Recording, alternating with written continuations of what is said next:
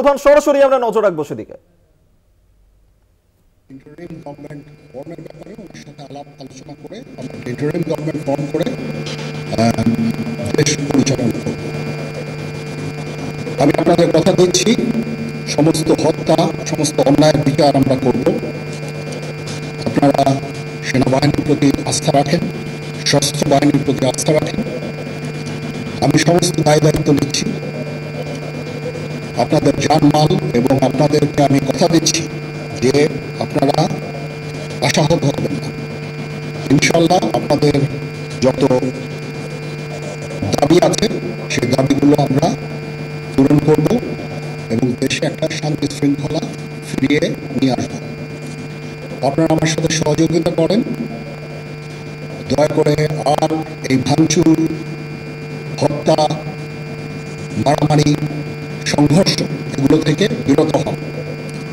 আমি নিশ্চিত যে আপনারা যদি আমার কথা মতো চলেন, আমাদের সাথে যদি একসাথে যদি কাজ করি, আমরা নিঃসন্দেহে আমরা একটা সুন্দর পরিণতির দিকে আমরা অগ্রসর হতে পারব।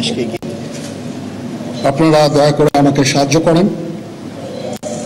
মারামারি করে এই সংঘাতের মাধ্যমে আমরা আর কিছু অ্যাচিভ করতে পারবো না, আর কিছু আমরা পাবো না।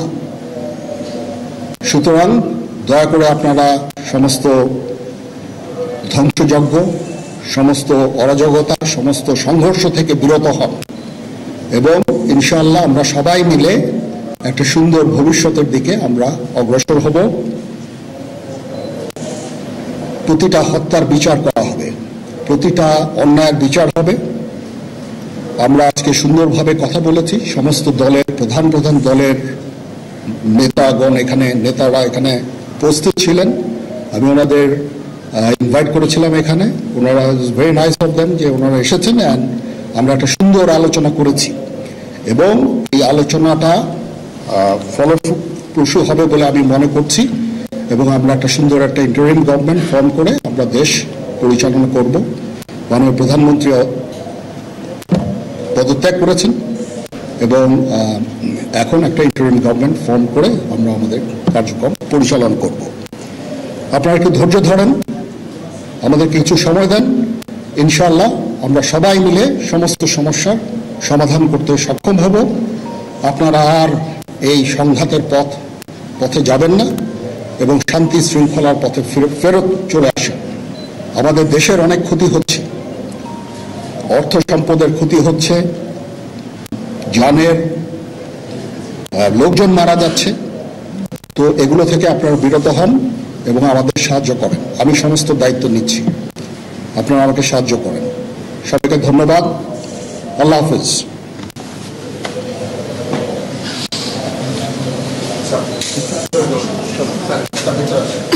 আপনারা কি কোনো প্রশ্ন করতে চান?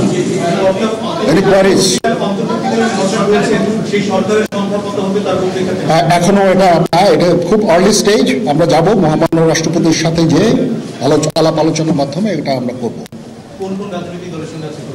আজকে এখানে জামাতের আমির ছিলেন, আমাদের বিএনপির শীর্ষস্থানীয় নেতৃবৃন্দ এখানে ছিলেন, জাতীয় পার্টির নেতৃস্থানীয় নেতৃবৃন্দ এখানে ছিলেন এবং সুশীল সমাজ, এবং এখানে ডক্টর আসিফ নজরুল উনি নিজেও ছিলেন এখানে এবং উনি আমার সামনেই উনি সমস্ত ছাত্রদেরকে একটা সুন্দর বার্তাও দিয়েছেন এবং আমি আশা করি যে ছাত্ররা সেই বার্তা শুনে ওনার কথা, ওনাকে সবাই শ্রদ্ধা করে, ছাত্ররা শ্রদ্ধা করে, ওনার এই বার্তা শুনে তারা এই পরিস্থিতি নিয়ন্ত্রণে নিয়ে চলে আসবে এবং আমরা একটা সুন্দর একটা পরিস্থিতির দিকে আমরা এগিয়ে যাব ইনশাআল্লাহ।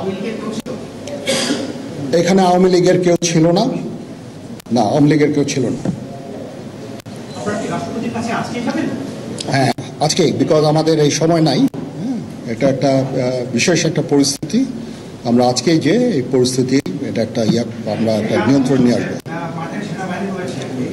সেনাবাহিনী শান্তি শৃঙ্খলা বজায় রাখার কাজ চালিয়ে যাবে এবং আপনাদের সবার দায়িত্ব, ছাত্রদের দায়িত্ব, রাজনৈতিক নেতৃবৃন্দ এবং রাজনৈতিক কর্মীদের দায়িত্ব হচ্ছে সেনাবাহিনীকে সাহায্য করা। এবং আপনারা মিডিয়ার মাধ্যমে আমাদেরকে এই যে একটু আমাদের সাহায্য করেন, সুতরাং আমরা তাহলে এই পরিস্থিতি নিয়ন্ত্রণ সহজেই নিয়ে আসতে পারব। না, যদি জিনিসটা শান্ত হয়ে যায় তাহলে আর কারফিউর কোনো প্রয়োজন নাই, কোনো জরুরি অবস্থার প্রয়োজন নাই, কোনো কারফিউর প্রয়োজন নাই, কোনো গোলাগুলির প্রয়োজন নাই। আমি আদেশ দিয়ে দিয়েছি সেনাবাহিনী কোনো গোলাগুলি করবে না, পুলিশ কোনো গোলাগুলি করবে না। আমি আশা করছি যে আমার এই বক্তব্যের পরে পরিস্থিতি উন্নতি হবে, আমরা একটা সুন্দর পরিবেশের দিকে যাচ্ছি।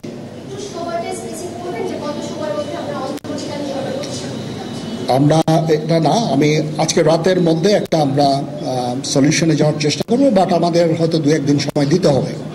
এটা আমরা এখনো এটা টু আর্লি, আমরা যাচ্ছি যে আমরা কথা বলবো মহামান্য রাষ্ট্রপতির সাথে, আমরা একটা সুন্দর সলিউশনে আমরা পৌঁছাবো।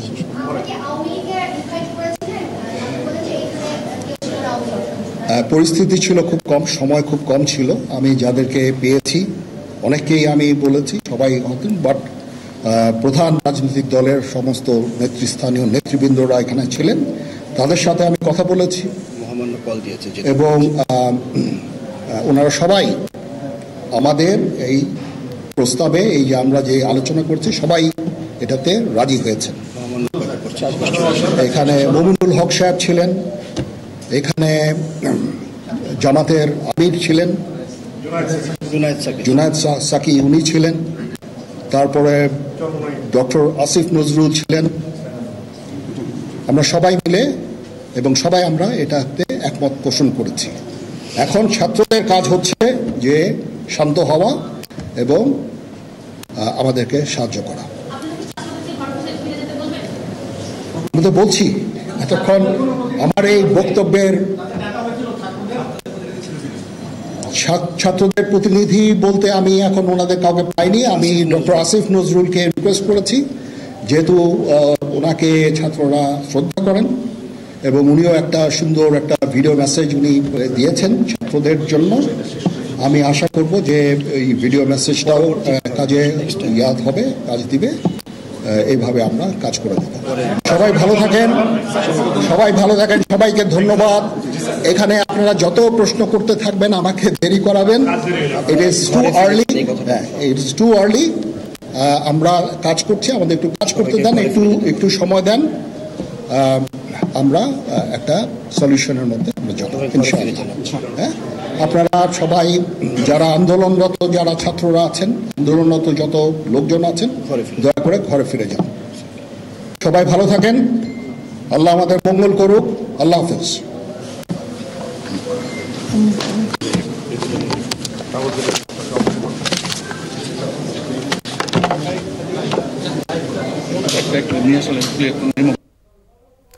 আপনাদেরকে শোনালাম বাংলাদেশের সেনাবাহিনীর প্রধান জেনারেল ওয়াকারুজ্জামান। তিনি সরাসরি যে বক্তব্য রাখলেন যে রাজনৈতিক ক্রান্তিকাল চলছে, একটি অন্তর্বর্তী সরকার এই মুহূর্তে গঠন করা হতে চলেছে বাংলাদেশে, এবং যারা আন্দোলনকারীরা ছিলেন, যারা তাদের দাবিতে সরব ছিলেন, তাদের সেই আন্দোলনকারীদের দাবি পূরণ করা হবে, এমনটাই কিন্তু বলেছেন সেনাবাহিনীর প্রধান জেনারেল ওয়াকারুজ্জামান। তিনি বলেছেন সেনাবাহিনীর ওপর আস্থা রাখতে, দেশের শান্তি শৃঙ্খলা বজায় রাখতে আপনারা আমার ওপর আস্থা রাখুন, একসাথে কাজ করি, দয়া করে সাহায্য করুন, মারামারি সংঘাত করে কিছুই পাবেন না, এমনটাই কিন্তু বললেন সেনাবাহিনীর প্রধান।